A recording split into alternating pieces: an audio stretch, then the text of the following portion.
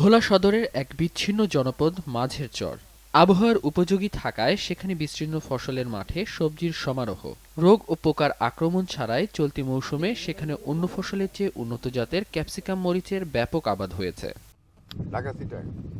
কৃষকরা ফসলের ক্ষেতের পরিচর্যা, তোলা আর আগাছা দমনের কাজ নিয়ে ব্যস্ত সময় পার করছেন। দেশীয় সনাতন মরিচের চাষাবাদ করে লাভবান না হলেও ক্যাপসিকাম আবাদ করে অনেক খুশি তারা। গত বছর 1 একর জমিনে আমি 12 লক্ষ টাকা বিক্রি করছি।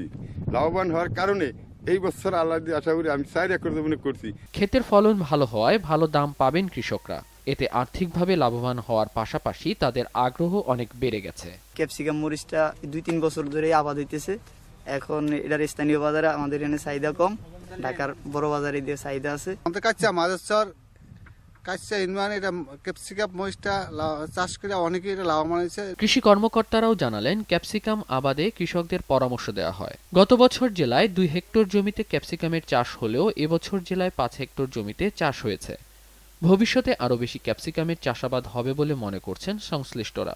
এখানকার কৃষক গত 2-3 বছর যাবৎ ক্যাপসিকাম আবাদ করে আসছে।